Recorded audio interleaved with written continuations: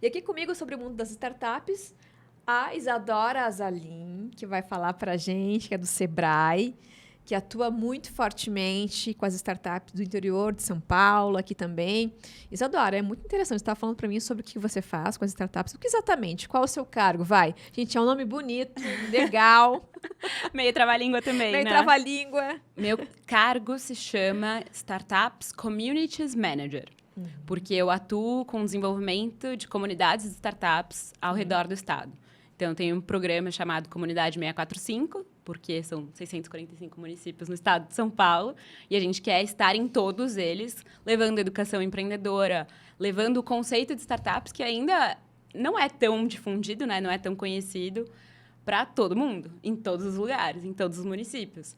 Então, o meu papel fundamental é esse, e aí o Sebrae for Startups atua em diversas áreas, apoiando as startups em cada um dos níveis ali de desenvolvimento.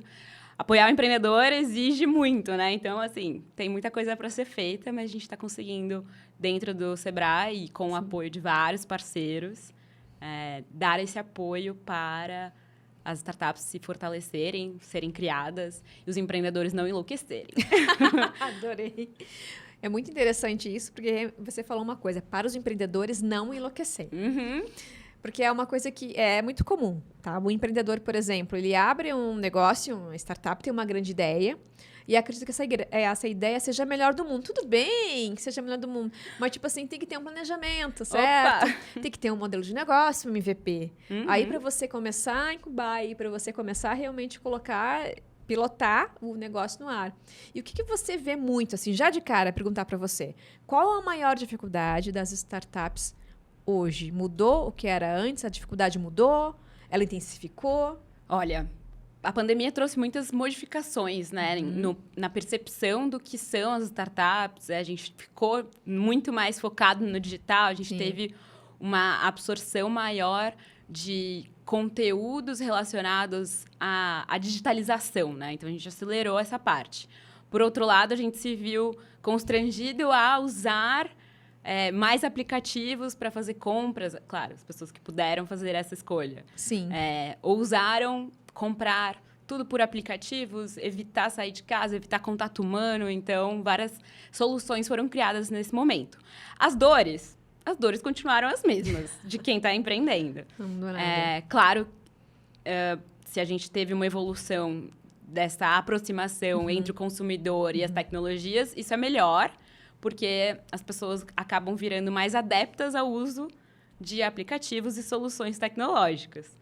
Mas, por outro lado, a gente vê que as dificuldades das startups, né, de quem está empreendendo, continua sendo o Vale da Morte. O nome é ótimo, gente. Vale da Morte. O Vale da Morte. O que é o Vale da Morte? É o tempo em que a startup está buscando o seu Product Market Fit. Aí vem o startupês, as palavras em inglês que eu odeio, eu acho ruim a gente usar os termos em inglês, mas quem faz parte desse mundo e quem está estudando acaba se adaptando ao inglês / startupês. E o Product Market Fit é exatamente quando você acha o encaixe entre o seu produto e o mercado. Tendo um canal principal de vendas, então você entende qual que é o canal que te dá mais rentabilidade, qual que é a solução, tipo, a solução, não as features, mas a solução si, a principal, a raiz ali, a solução o coração. Que a startup entrega, o remédio. O remédio, isso, o remédio de uma dor forte e o cliente. Então, ali você tem o Product Market Fit, que é aí o melhor dinheiro que a gente fala, é o dinheiro do cliente. Sim. Então, até lá, você sofre bastante nesse vale. Superado o vale, aí sim você recebe muito mais investimento, capa da Forbes, não sei o que lá. Nossa. Mas é uma dificuldade grande passar por esse momento, porque você tem que desapegar da sua ideia inicial, muitas vezes, e aí a gente vê vários empreendedores apaixonados, né? Porque a gente tem ideias, porque a gente quer resolver um problema, e a gente, dentro de um processo todo de aceleração, o foco é muito esse. Então, voltando ali na base, qual é a validação da sua solução? A gente faz a validação tanto do problema, se o problema é real ou se, infelizmente, você sente ele, mas não é todo mundo que sente. Sim, não é o mercado que está sentindo isso. Se é realmente essa dor dolorida, tipo, uma dor de cabeça, enxaqueca pesada, ou se é um arranhão. A gente brinca bastante nessas comparações tangíveis para quem está começando a entrar nesse mundo. Ou se, então, a sua solução também tem a validação que o mercado quer, que é a sua solução, essa sua ideia, ela consegue conversar com o consumidor.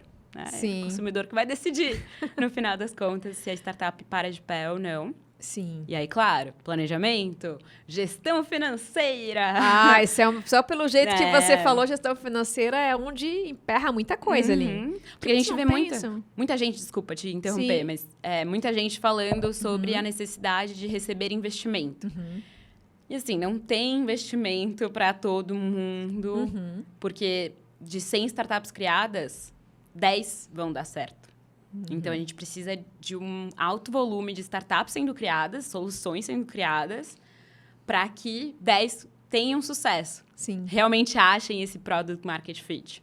Então, e escalem, né? A partir dali. Então, assim, governo consegue colocar uma parte desse dinheiro, mas a pessoa que está empreendendo tem que fazer os meios de também. Sim, para conseguir atrair esse investimento. Claro, amigos, familiares, pessoas próximas acabam investindo porque conhece a pessoa, conhece o trabalho dela, confia no que ela está falando. Mas o mercado em si, investidores que vão colocar um aporte muito grande, a gente sabe que, no final das contas, eles querem que o negócio cresça para que eles também tenham um retorno do investimento interessante. Então, é um mundo. A gente poderia ficar falando sobre isso, só sobre o tópico de investimentos em startups por 3 horas. Teria muito assunto. Mas é interessante falar isso, porque realmente muitas empresas, muitas startups, elas não se preparam financeiramente para conseguir realmente receber essa grana que está chegando. Que eles falam o cheque. Sim, todo mundo quer cheque. O cheque, isso, todo mundo quer o cheque, mas aí, quando o cheque entra, será que eles estão preparados realmente para conseguir? Porque quando recebe o cheque, tu tem que, recebe o cheque, recebe o investidor. Aí é onde a coisa aperta, porque tu começa a gerar resultado de fato. E como é que fica isso? Daí, nessa parte já de recebendo investimento, você percebe que eles ficam um pouco tensos? Onde pega, assim, a questão? Porque você ganha dinheiro, mas você ganha também uma pessoa que vai ficar olhando para o seu negócio, vai querer os relatórios. Você precisa ter um alinhamento muito claro e ter uma transparência muito grande com alguém que aportou dinheiro na sua empresa, se a gente está falando de investidor anjo. Mas a mesma coisa é válida se você conseguiu receber um aporte de um fundo. Enfim, essa parte toda de declarar o que você está fazendo, contar e perguntar também precisa... É uma relação, um casamento, um investimento, você receber. Então, a gente tem até várias startups que preferem seguir por um caminho... E aí vem outro termo, de bootstrapping, que também, mais um termo em inglês, mas que significa que o empreendedor está tirando dinheiro do próprio bolso, está vendendo um carro, está pegando dinheiro emprestado no banco, mas não está recebendo dinheiro de um investidor externo para também não precisar diluir a sua empresa. Aí a gente fala do cap table, então... Tudo isso é já um conhecimento de startups mais avançado, mas que no meu trabalho...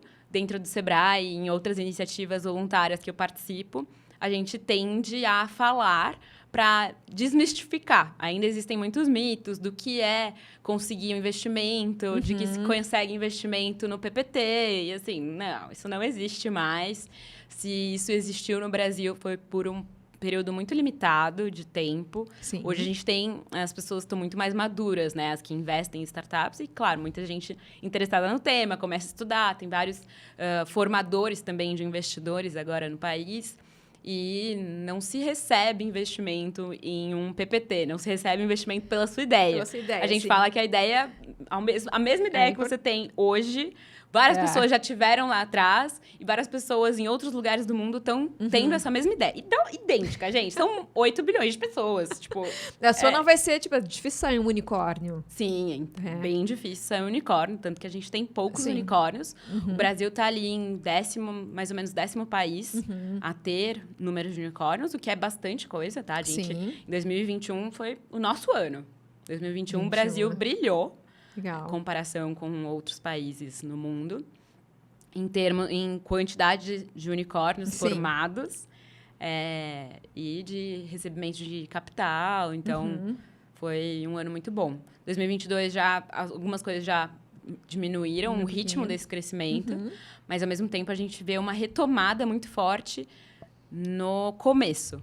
Então, a gente teve aí várias ondas de início de startups, e 2022 veio também com essa retomada depois da reestabilização da pandemia, né? Sim, Várias inclusive pessoas parênteses, repensando a vida. Repensando a vida. Inclusive, um parênteses em relação a isso, eu comentei já em outra gravação, sobre essas questões das big techs que estão acontecendo, que durante a pandemia incharam bastante, e agora estão tendo que liberar, mas melhor do que mentir, liberar. Liberar, você foi ótima no termo, Liberar. hein? Sendo uma comunicação do meu mais empática. Tivendo que liberar muitas pessoas, inclusive, por conta disso. Sim. Né? Claro, essas big tech, muitas já foram startups que hoje realmente estão recebendo investimento, vão para a bolsa e tal. Então, é uma coisa um pouco complicada mesmo esse início do ano que está sendo. Está sendo triste. Para as startups também está sendo um pouquinho mais complicado ou não? Sim, para as grandes startups, né, que já não são mais consideradas startups, a gente tem visto bastante layoffs. Essa liberação, que eu adorei o termo, de pessoas, justamente por terem tido um planejamento que não foi cumprido, e aí as pessoas envolvidas naquela... Não sei nem como explicar direito a lógica, mas no que foi proposto não foi entregue, então essas pessoas tiveram que procurar outra coisa. E aí a gente entende que é um momento muito mais delicado, né? O mercado está vendo isso. Mas nem por isso essas pessoas vão deixar de trabalhar em startups ou criar a própria. Sim. A gente fala que uma das melhores coisas em startups é você ter fundadores de startups que vendem as startups, fazem um exit e aí, com o dinheiro do exit, elas conseguem reinvestir em outras startups. E a gente tem vários núcleos aí de startups, de startupeiros, que saíram, por exemplo, da 99 lá atrás. Então, das primeiras startups do Brasil, e que agora eles têm a sua própria startups, porque eles já tiveram tempo de vivenciar e aprender muita coisa na pele na primeira iniciativa, na primeira leva de startups que a gente teve, e agora estão empreendendo. Então, assim, pode ser uma opção de quem agora acabou sendo liberado para fazer outra coisa, de repente empreender, se tiver uma certa poupança para fazer isso. Porque a gente fala que você precisa conseguir se manter enquanto passa por esse vale da morte. Sim. Porque as coisas podem não dar certo, né? Certo. A maior chance é de não dar certo. Mas se você já teve aí experiências, viu como uma startup dá certo, é mais fácil você ter a mentalidade para fazer a sua dar certo também. E acreditar nos números e na validação de problema e de solução feita no início. Sim, que é uma coisa realmente que acaba sendo um problema isso, né? É acreditar na sua própria ideia e ter essa validação. Então, nesse vale da morte, como você falou, é que muitos ficam lá. Opa! Né? Muitos não levantam. Mas uma coisa que eu percebo muito assim em startups é a questão da falta de planejamento. Sim. Eles não têm, muitas vezes, um planejamento estratégico. E já estão lá na frente, certo? De quando bate, vou receber um baita do investimento. Sei lá, um cheque altíssimo. Sabe? Aí tá, mas eu não estou preparado para receber isso. Como é que eu vou fazer isso? Então, eu acabo perdendo. Isso acontece muito, bastante. Tá? A parte de olhar para o dinheiro e não olhar para o que você vai investir com o seu dinheiro. Não é o seu dinheiro, né? É o dinheiro do investidor. Então, você precisa apresentar, sim, um plano estratégico de longo prazo, curto prazo, enfim, definir métricas, e muitos investimentos estão atrelados até às métricas. Então, assim, você vai receber esse dinheiro desde que você consiga entregar XYZ. Então, é um jogo mesmo delicado. E aí, as grandes startups que recebem esses cheques muito grandes também precisam ter esse cuidado, sempre de alinhar, mas também de demonstrar onde esse dinheiro vai ser aplicado. Isso é discutido em detalhes com os investidores. Não, isso, como a gente fala, a questão da startup. Muitos também têm dificuldade em entender, por exemplo, qual é o seu público-alvo. A dor, qual a dor, certo? Que eu preciso pôr remédio para essa dor. E também de que forma que eu consigo comunicar isso, trabalhar. Nossa, sim, certo? demais. Como é que eu consigo comunicar a solução? a comunicar o remédio que eu tenho. Uhum. Qual o remédio que eu tenho para oferecer para aquela dor daquele cliente? Você percebe que existe uma comunicação truncada, mas não pensa em estratégia de comunicação e marketing, é uma coisa que vai pegando lá no final. Olha, no Sebrae for Startups a gente tem um squad focado, um time, né? Focado em startups Deep Tech. Deep Tech é o termo que a gente usa para desenvolvimento de hard tech, de tecnologia de verdade. Porque a gente tem as startups digitais, que são aplicativos ali que facilitam a nossa vida, mas a gente tem as startups que desenvolvem realmente novas tecnologias, produtos químicos, enfim. Tem um outro lado aí das startups, que o Brasil em si, as startups digitais estão em 2023, que é o nosso ano agora, mas as startups Deep Tech, elas estão como se fosse no ano 2018, nos termos das digitais. E nisso, elas têm muita dificuldade de traduzir qual é a solução delas para o consumidor final ou para pessoas que são leigas no assunto. E então, a gente tem até uma dificuldade de conseguir investimento, porque essas startups normalmente precisam de maior volume de investimento, porque elas precisam fazer testes muito mais rigorosos, precisam de aprovações na Anvisa, precisam de vários outros certificados que custam muito caro. Sim. E é mais difícil conseguir investimento porque os investidores não entendem de fato aquele mercado. Então, é uma outra seara. Isso é muito mais complicado do que você conseguir receber um investimento para uma solução digital. Sim. E aí, a dificuldade de comunicação vem bastante quando a gente olha para as startups de base digital. As startups de base tecnológica, Deep Tech. Quando a gente olha para as startups digitais, essas sim já surfaram muito a onda do marketing digital, conseguem inovar também na comunicação, no tratamento com os clientes. E aí, então, eu vejo um pouco menos de dificuldade. A gente é bom em termos de inovação nessa forma de comunicação. Muito mais que, por exemplo, Israel. Israel é um país super tecnológico que produz muita tecnologia. Sim, e aí, lá, eles têm muito mais dificuldade e falta de talentos em vendas e marketing. Nossa. Diferente, né? Sim. Diferente aqui. Diferente com a nossa realidade. Aqui a gente tem muitos profissionais que pensam aí à frente do próprio tempo para conseguir comunicar, mas estão olhando para essa comunicação. Comunicação. O interessante é, como a gente fala no caso PPT, me chama de PPT, tem os pitches. Sim. Certo? Os pitches de sucesso, os pitches de 5 minutos. E eu percebo que muitas startups ficam muito tensos na hora de fazer esse pitch, que é a validação do negócio, falar sobre o negócio. E por um tempo já treinei muitas startups para conseguir investimento. Eles conseguiram alguns cases. E é bem interessante, assim, porque realmente é preparar aquele pitch do modelo de negócio, entender, mostrar, por exemplo, qual é o negócio, qual a solução do negócio, o que já está validado, já está, por exemplo, pilotando, o que tem que ter, quais são os seus concorrentes. E eu percebo que, nossa, você tem uma grande ideia. Quando chega lá na frente para fazer o pitch, porque eu já fiz mediação já de eventos com pitch. Tinha os Shark Tanks aqui, que são os que estão os investidores. E daí eu ficava aqui apresentando, falando, e as startups aqui. Gente, tinha umas que suavam frio. Sim. E não adiantava, eu treinava, que muito bem. E existe, como é que esse estigma, assim, dos Shark Tanks, junto com o pessoal do pitch, as startups, você vê que tem mais dificuldade com isso? Eles perdem muito? Chegam lá? No momento de falar? Fazer o pitch em si, para conseguir um investimento, é um momento muito importante, né, para o empreendedor.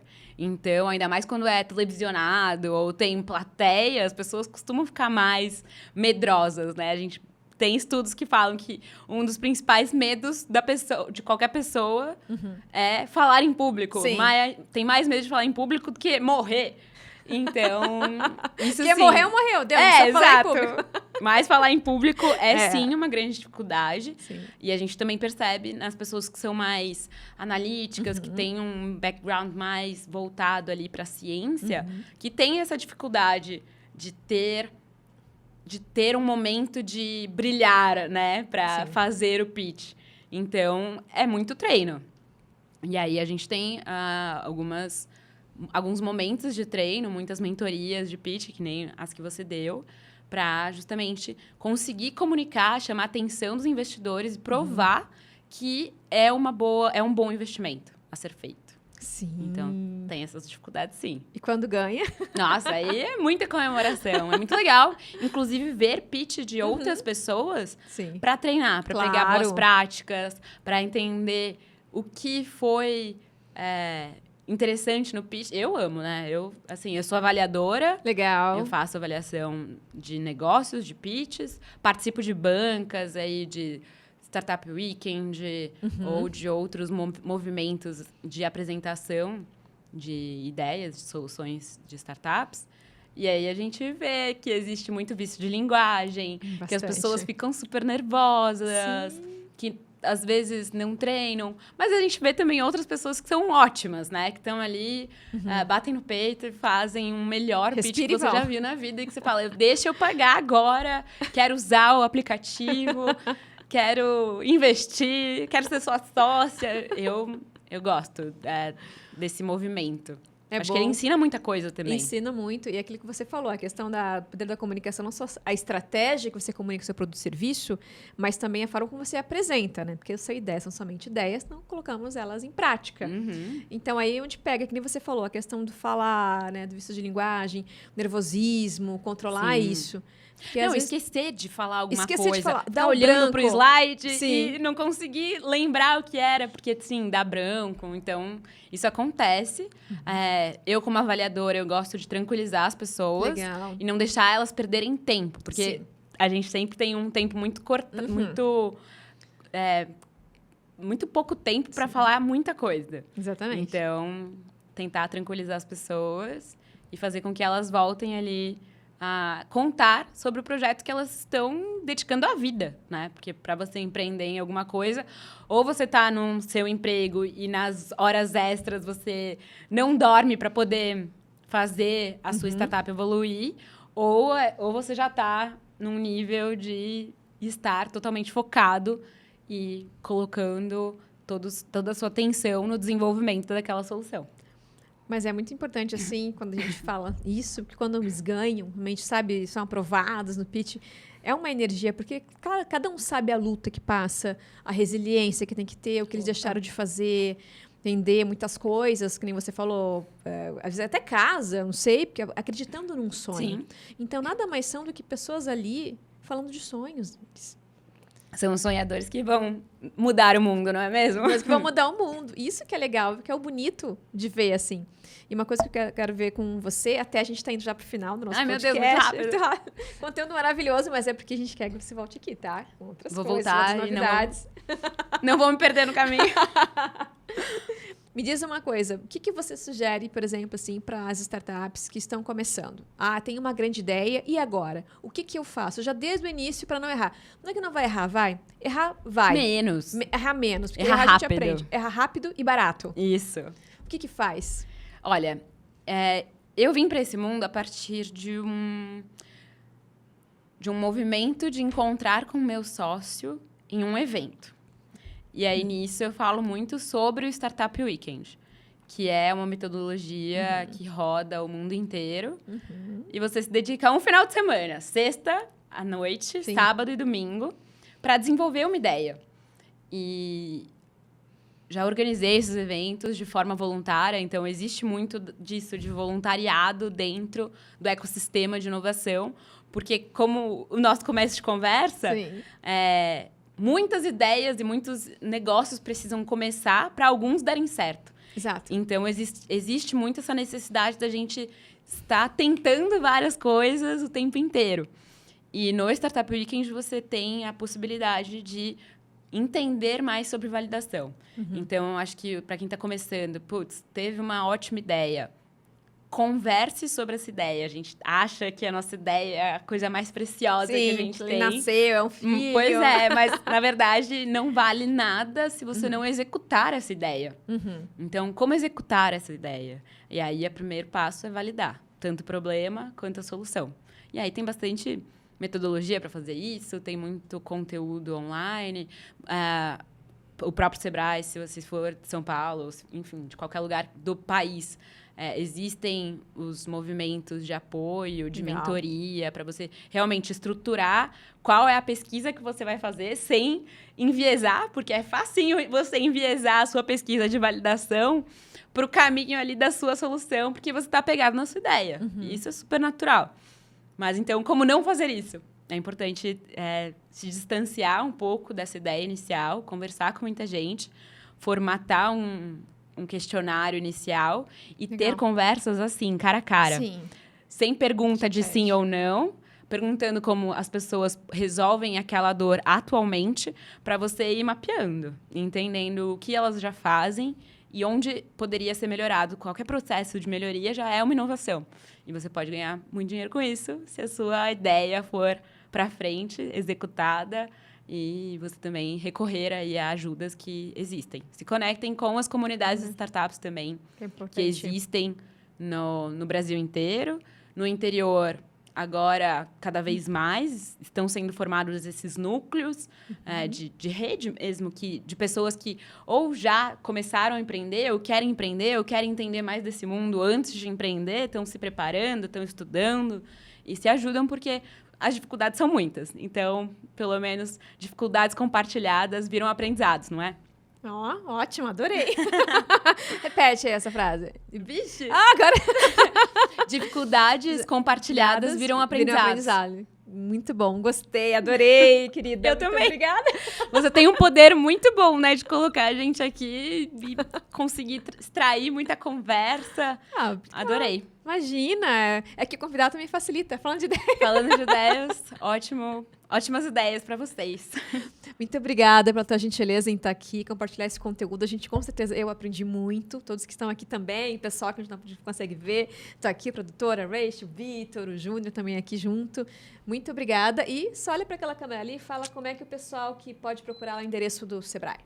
Bom, Sebrae for Startups, quase trava-língua também, mas a gente é bem ativo no LinkedIn, minha gente. Então, se vocês não entram na plataforma do LinkedIn, entrem, porque tem bastante coisa por lá. A gente divulga muitos dos nossos programas, das inscrições.